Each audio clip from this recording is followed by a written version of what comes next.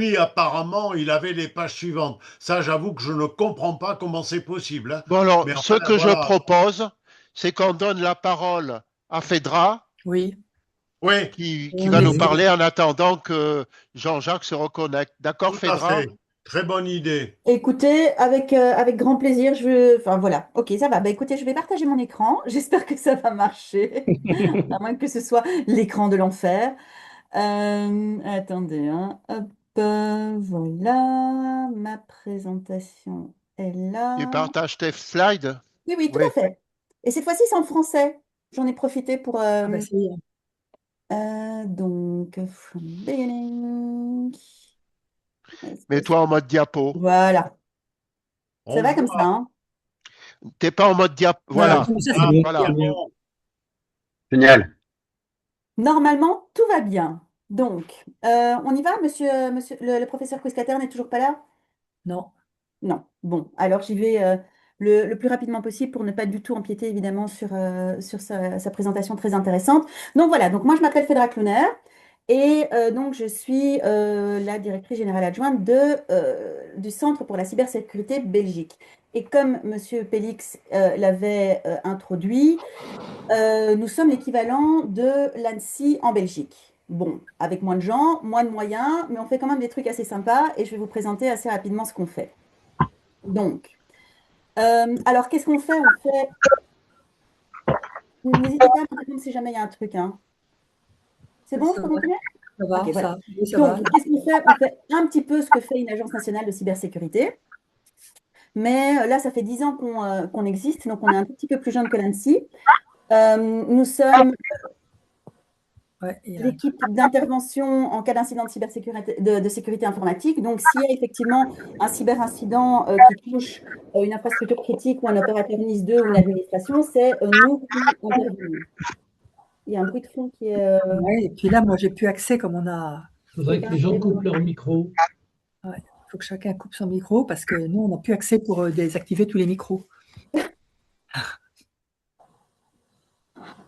Bon, je continue. Donc, nous sommes aussi responsables de la définition et de la mise en œuvre de la stratégie nationale de cybersécurité donc en Belgique, un peu comme l'ANSSI, hein. Donc, mais évidemment, cette stratégie est définie avec les acteurs pertinents. On ne peut pas s'appuyer dans notre coin. Et nous sommes aussi, justement, on parlait de NIS 2, l'autorité compétente pour coordonner la mise en œuvre de la directive NIS 2. Et nous sommes aussi ceux qui avons eu la chance, si on peut dire, de transposer la directive NIS 2 en loi. Et nous l'avons transposée. La loi NIS 2 en Belgique est entrée en vigueur le 18 octobre 2024. Voilà. Alors, pourquoi est-ce qu'elle est rentrée en vigueur aussi vite? Pour plusieurs raisons. Parce qu'on n'avait plus envie d'être les derniers comme on l'était avec NIS 1, parce que c'était un peu le cas. Et puis parce que en 2025, il y avait des élections et on sait très très bien qu'en Belgique, on peut rester assez souvent, assez longtemps sans gouvernement. Donc on voulait vraiment que cette loi entre en vigueur avant les élections en Belgique. Nous sommes aussi le Centre national de coordination, donc c'est-à-dire dans le cadre d'une réglementation européenne qui s'appelle le European Cybersecurity Competence Center, nous sommes le centre national qui permet aux organisations de bénéficier de fonds européens qui peuvent être utilisés pour tout ce qui est innovation et recherche en matière de cybersécurité. Et nous sommes aussi l'autorité nationale de certification en matière de cybersécurité. Je suis sûre que vous avez entendu parler des efforts un peu désespérés, on ne va pas se mentir, au niveau européen de définir un schéma de certification, par exemple pour le cloud. C'est dans cette optique-là que s'inscrit le NCCA, mais le NCCA est aussi le service qui fera les inspections, enfin qui commence déjà à faire les inspections et la supervision dans le cadre de NIS 2 pour vérifier effectivement que les opérateurs NIS 2 ont bien implémenté les mesures qu'ils devaient implémenter. Oui, voilà. Donc, la direction générale, c'est Monsieur De Bruycker que vous connaissez certainement parce qu'il est connu de l'univers entier et moi-même. Et donc, si il y a 10 ans, nous étions deux et que nous sommes partis de rien, en fait, parce que l'agence n'existait pas, nous l'avons construite ces 10 dernières années. Actuellement, nous sommes à peu près 140. Qu'est-ce qu'on retrouve comme type de profil? On retrouve énormément d'experts techniques, évidemment, des analystes, éthique à la cœur aussi, des personnes qui s'occupent de l'assistance en première ligne, des personnes qui font du forensic, qui gèrent des incidents et ce genre de choses-là, mais aussi évidemment, parce que dans la cybersécurité, on sait très bien que ce n'est pas que de la technique, nous avons aussi des gens qui sont des juristes, des chefs de projet, des responsables au niveau relations internationales, parce que justement cet aspect-là est très très important en matière de cybersécurité, vous le savez mieux que quiconque, des spécialistes en communication et en communication de crise, parce qu'effectivement, quand il y a une crise cyber en Belgique, nous avons besoin de gens qui gardent la tête froide et qui communiquent de manière adéquate pour ne pas faire paniquer la Belgique entière. Comme je disais, rôle de coordination, oui, on a une mission générale qui est assez ambitieuse, on ne va pas se mentir, et c'est faire de la Belgique l'un des pays les moins cybervulnérables dans le domaine cyber en Europe. Et on se débrouille pas si mal que ça, en fait, parce que lorsqu'on voit le ranking de la Belgique dans les différents index, dont le dernier de l'ENISA, en fait, on est incroyablement bien placé. Ça nous étonne toujours d'ailleurs, mais visiblement, on fait assez bien notre job. Pas tout seul, évidemment, avec tous les acteurs belges. Rôle de coordination, on l'a dit, élaborer la stratégie nationale de cybersécurité, coordonner sa mise en œuvre, soutenir la gestion nationale de crise pour les aspects cyber, suivre et actualiser le cadre juridique en matière de cybersécurité. Et vous êtes sans doute plus qu'au courant du fait que ces dernières années, la Commission européenne a été particulièrement créative en matière de réglementation qui concerne la cybersécurité. Alors, ce n'est pas du tout une critique, c'était fort, fort utile, mais donc c'est effectivement le CCB qui joue un rôle fondamental et premier, en fait, dans la mise en application et la transposition de ces réglementations européennes. À côté de ça, on émet aussi des alertes par rapport aux menaces les plus importantes. On émet aussi des avis pour contrer ces menaces. On accompagne, comme je le disais, les organisations dans leur réponse aux incidents de cybersécurité et on élabore aussi des normes et des guides pratiques sur la cybersécurité. Et peut-être que vous avez entendu parler de notre Siphon, qui est l'équivalent du récif en France, mais je reviendrai là-dessus. Monsieur le professeur, voilà, oui, désolé, on a un petit peu changé le... Mais voilà, je vais très rapidement pour ne pas empiéter sur votre présentation. Donc, à quoi ressemble une agence de cybersécurité, en tout cas la belge? Donc, vous voyez effectivement qu'il y a un certain nombre de services et qu'il y a des services qui sont techniques, le CERT pour la réponse aux incidents, Cytris pour tout ce qui est donc intelligence cyber et partage d'informations, et le NCCA, comme je vous l'ai dit, et le NCC pour tout ce qui est fonds européen et construction de la communauté cyber en Belgique. Alors, contrairement, nos administrés, j'aime bien ça, oui, nos administrés, la traduction est un peu rigolote, mais donc nos publics cibles, contrairement justement à l'ANSSI qui se concentre essentiellement sur tout ce qui est opérateur d'intérêt vitaux et gouvernement, nous, c'est tout le monde en Belgique. C'est tout le monde avec des actions qui sont évidemment différentes pour les citoyens et pour les opérateurs d'intérêt vitaux, dont les entités NIS 2. Donc, citoyens, on fait de la sensibilisation, tout ce qui est organisation d'intérêt vital, les infrastructures critiques et ce genre de choses-là. Là, on est vraiment sur du support en cas d'incident. Les organisations, grandes entreprises, PME, ce genre de choses-là, c'est du support aussi, mais avec des outils, par exemple, et des guides et ce genre de choses. Et les autorités publiques, on intervient aussi, évidemment, de manière totalement concrète en cas d'incident. Alors ça, c'est notre écosystème. Alors c'est le slide le plus moche de l'univers, je le concède, mais ça montre un petit peu le fait qu'on collabore vraiment avec tous les acteurs en Belgique, que ce soit les services de renseignement et de sécurité, que ce soit le secteur public, que ce soit le secteur privé et le secteur académique, aussi les fournisseurs d'accès Internet. Au niveau international, grosse coopération aussi dans le cadre des plateformes qui ont été mises en place par la Commission européenne, que ce soit le réseau des CSIRT ou le groupe de coopération NIS 2, mais aussi avec des pays amis, et ça change un peu beaucoup pour le moment avec la situation géopolitique, mais donc énormément de collaboration avec d'autres pays, justement parce que la menace, comme on le sait, ce n'est pas comme le nuage de Tchernobyl, ça ne s'arrête pas aux frontières. Et à côté de ça, nous avons également beaucoup de liens avec les entités NIS 2, fatalement, les infrastructures critiques et ce genre de choses-là.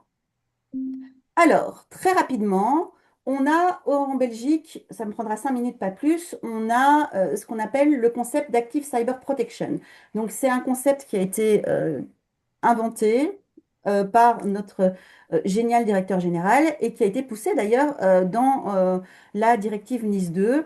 Et c'est vraiment pour essayer d'avoir une optique un peu différente dans la gestion de la cybersécurité, plus une optique de réaction, mais aussi une optique plus de proactivité. Parce que souvent, quand on parle de cybersécurité, on est dans l'optique de, il y a un incident, on réagit, mais on voudrait vraiment aussi avoir une approche plus proactive où on recherche les menaces et les vulnérabilités avant qu'elles ne causent comment dire, des dégâts aux potentielles victimes. Du sur-mesure aussi, donc on est dans l'optique aussi qu'on ne peut pas imposer le même type de mesures ou d'exigences à une PME comme on l'impose à une grande organisation. Donc ça, c'est aussi un peu, je vais illustrer tout ça avec des exemples, hein. L'automatisation, évidemment, parce que l'automatisation, que ce soit avec l'intelligence artificielle ou autre, devient de plus en plus nécessaire. C'est utilisé par les cybercriminels, ça doit également être utilisé par les agences nationales de cybersécurité, et aussi une approche participative. Ce n'est pas simplement le CCB qui, du haut de sa grande tour d'ivoire, va dire aux gens ce qu'ils doivent faire. Nous sommes vraiment dans une optique participative, de collaboration avec les différents acteurs, et aussi, très concrètement, on demande aux citoyens de participer à leur propre sécurité, mais aussi à la cybersécurité, à la sécurité du pays. Je vais expliquer ça rapidement. Si je suis trop longue, n'hésitez pas à me le dire. Je me connais, je parle beaucoup. Très concrètement, qu'est-ce qu'on fait? On identifie et on neutralise les infrastructures malveillantes avant qu'elles mettent le brin. On implique les utilisateurs dans leur propre cybersécurité. Je vais illustrer tout ça avec des exemples très rapidement. On instaure la confiance auprès de la population et on la sensibilise. Mais sensibiliser sans les impliquer, l'effet n'est pas toujours incroyablement efficace. On envoie Oui. des alertes ciblées, ce qu'on appelle notre spear warning, aux propriétaires de systèmes vulnérables en Belgique et ça marche incroyablement bien. Et à côté de ça, on met en place aussi en fait un environnement de cybersécurité pour toute la population avec la définition de normes, de standards, certification, contrôle externe et ce genre de choses-là, et aussi des services validés que je vais illustrer très rapidement.